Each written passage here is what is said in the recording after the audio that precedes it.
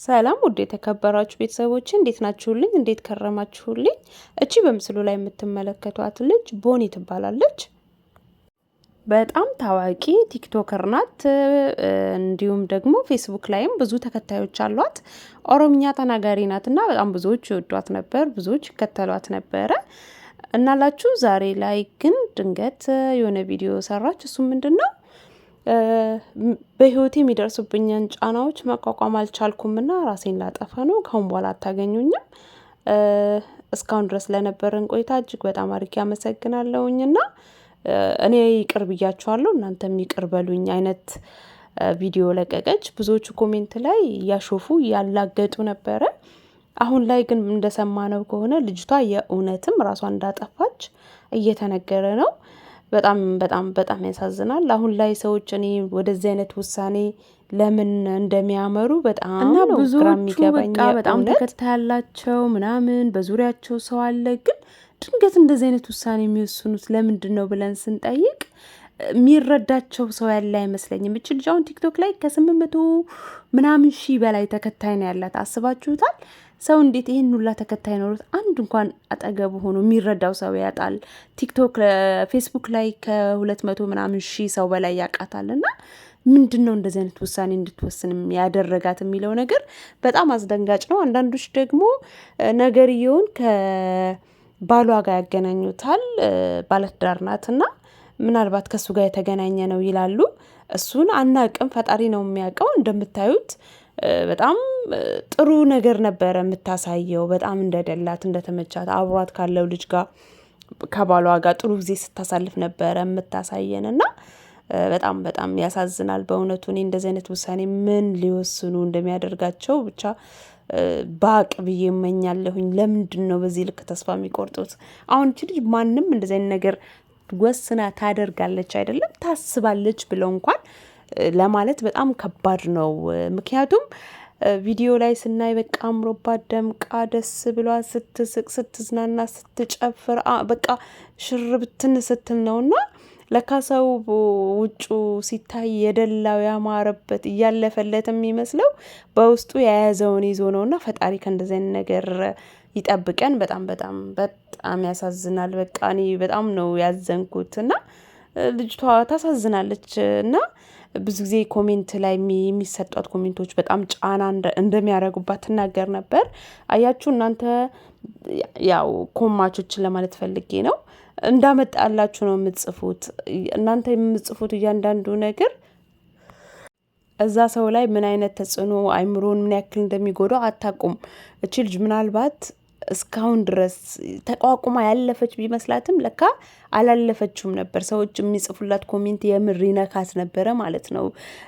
እንደተባለው እሷም እንዳለችው የሰዎች ትችት ከሆነ ለዚህ ያበቃት አንዳንድ ነገር ይውላችሁ ምንም ያልጎዳን ለማስመሰል እንሞክራለን፣ ግን ውስጣችን የሚቀሩ ነገሮች አሉ። እነዛ ደግሞ ሲጠራቀሙ እንደዚህ አይነት ውሳኔዎችን እንድትወስኑ ራሱ ሊያደርግ ይችላል። እና ኮማቾች ጥሩ ነገር የምትጽፉ ከሆነ ጥሩ ነገር፣ ካልሆነ ግን በቃ ዝም በሉ።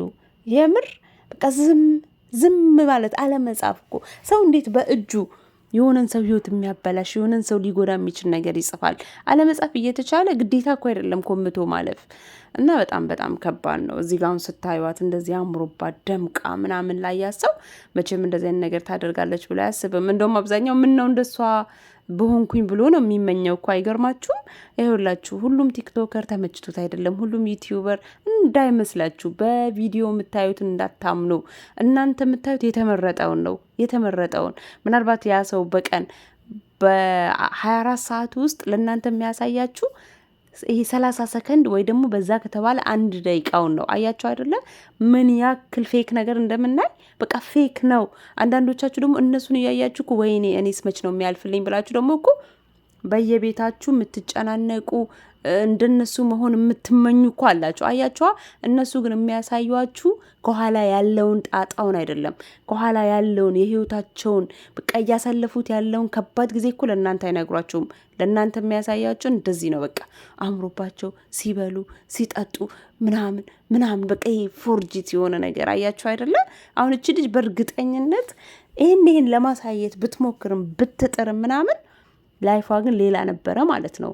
አንድ ሰው ዝም ብሎ ከመሬት ተነስቶ በቃ ራሴን ላጥፋ ብሎ እኮ አይነሳም።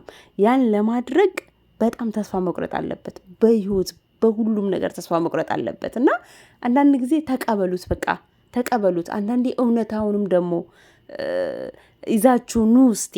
የምር አንዳንዴ እኮ ለህዝብ ከሰው ጋር መነጋገር እኮ መልካም ነው። በቃ እኔ ጉድለት አለብኝ፣ ጉድለቴ እኔ ይሄ ነኝ በቃ ስትሉ ይወጣላችኋል። መድኃኒታችሁንም ታገኛላችሁ፣ ለዛም ነገር መፍትሄ ታገኛላችሁ። ግን ህይወታችሁ የድራማ ከሆነ አንድ ቀን ገፍቶ ወደ እንደዚህ አይነት ጣጣ ነው የሚያመጣችሁና አንዳንዴ መቀበልን ልመዱ። ችግር ላይ ነሽ፣ በቃ እኔ ችግር ላይ ነኝ። ግዴታ እኮ አይደለም እንደዚህ አምረሽ ደምቀሽ እንደተመቸሽ ምናምን ማስመሰል ግዴታሽ አይደለም። ይሄ መልእክቴ ለዩቲዩበሮችና ለቲክቶከሮች ነው። የምር ሁሌ ማሳየት የምንፈልገው ተመችቶን አምሮብን ደምቀን ምናምን የ30 ሰከንድ ከኋላ ያለውን ግን ችግራችን አንናገርም። በዚህም የተነሳ የሚረዳን እናጣና አንድ ቀን እንደዚህ አይነት ውሳኔን ልንወስን እንችላለንና ላይፋችሁን አንዳንዴ መመልከት መልካም ነው። እና በጣም ነው የምታሳዝነው። ሰው እንዴት እንደዚህ ራሱ ላይ ይጨክናል? በጣም ያማል። ቪዲዮን ስትቀርጽ ወስና ነው አያችኋ፣ ከኋላ ያለውን ገመድ በቃ ራሷን ለማጥፋት ወስና ነበር እና ያማል፣ በጣም ያሳዝናል በእውነት። እንደዚህ ወጣት የሆነ በቃ ደስተኛ የነበረች የምትመስል ሴት እንደዚህ እያያችሁ ማጣት ማለት በጣም ከባድ ነው። ሌላው ደግሞ ሰው እንደዚህ አይነት ነገር ሲነግራችሁ እስቲ በለው አፍጥነው የምታደርገው አይመስልም ምናምን የምትሉ ሰዎች እረፉ፣ የምር እረፉ። በቃ ያ ሰውን ይበልጥ ነው ተስፋ የምታስቆርጡት። ግን ለመረዳት ብትሞክሩ የሆነ ሀሳቡን ለማስቀየር ብትሞክሩ ወይ እንደ ኮማቾች እኔ የእናንተ ነገር በጣም እኮ ነው የሚያሳዝነኝ፣ በጣም ነው የሚያሳዝነኝ። ሌላው ደግሞ የተመለከትኩት ነገር ምን መሰላችሁ? እሷው እንደዚህ ራሷን አጠፋችበት በተባለው ፔጆች ላይ እየገባችሁ እኔም በቅርቡ እኔም አደርገዋለሁ፣ እኔም እንደሷ መሆን ተመኘው፣ የእሷ እጣ ድረሰኝ ምናምን የምትሉ ሰዎች አዑዝ ቢላህ ምን ሆናችሁ ነው እናንተ? እንዲህ በመሞት ምን ይገኛል? በመኖር ግን ብዙ ነገር አለ። ግድ የላችሁም እህቶቼ ወንድሞች፣ እንደዚህ አይነት ነገር አታስቡ። ነገ ሌላ ቀን ነው። ብዙ የማያልፉ ነገሮች እኮ አልፈዋል። ዛሬም ደግሞ የማያልፉ የሚመስሉ ነገሮች ያልፋሉ። እንዴ ፈጣሪ ወዶ ፈቅዶ የሰጠንን ነፍስ እሱ ይውሰዳት እንጂ እኛ ማን ስለሆንን ነው ነፍስን የምናጠፋው? እንዴ ነፍስያን የማጥፋት ስልጣን ያለው እኮ ፈጣሪ ነው። ስለዚህ ለፈጣሪ ተውለት። እንዴ ምድሩንም አታችሁ እንዴት ደግሞ ቀጣዩን ዓለም ታጣላችሁ? መቼም እንደ እስልምና አስተምሮት ከሆነ ራሱን ያጠፋ ሰው ጀነት አይገባም እና በሌላውም ሃይማኖት የተለየ ነገር አለ ብዬ አላስብም። ስለዚህ ግድ የላችሁም፣ ተረጋጉ፣ ትንሽ ተረጋጉ። ሁሉም ነገር መልካም ይሆናል። ሁሉም ነገር ያልፋል። የማያልፍ ነገር የለም። ጣሩ፣ ታገሉ። እንዴት ነፍስን ወደ ማጥፋት ትሮጣላችሁ እህት ወንድሞቼ? እና ሰብር ይላል አረብ። ትዕግስትን የመሰለ ነገር የለም። የሁላችሁ እቺ ምድር መቼም ሞልታ አትሞላም። የሞላች ስትመስል ትጎድላለች፣ የጎደለች ደግሞ ስትመስል ትሞላለች። ከሁለቱም መካከል ላይ ናቸው እና እንደዚህ ለሆነች ዓለም 50-60 እንኳን መኖራችን እርግጠኛ ሳንሆን ለምንድን ነው እንደዚህ አይነት ውሳኔ ጭራሽ አይምሯችን ላይ የምናስገባው? እና እህቶቼ እረፉ፣ ግዴላችሁም ኑሩ። መኖራችሁ የሚያኖራቸው ብዙ አሉ። እናት አባቶቻችሁን አታስቡም? እህት ወንድሞቻችሁን በዙሪያችሁ ያለን ሰው አታስቡም? እና ግዴላችሁም ታገዝ፣ ሁሉም መልካም ይሆናል ልላችሁ ፈልጋለሁ። በጣም አዝኛለሁ። ስለተከታተላችሁኝ ደግሞ እጅግ በጣም አድርጌ አመሰግናለሁ። ይህንን ቪዲዮ ሼር ላይክ ብታደርጉልኝ ደስ ይለኛል። ስለምታደርጉም ደግሞ አመሰግናችኋለሁ በጣም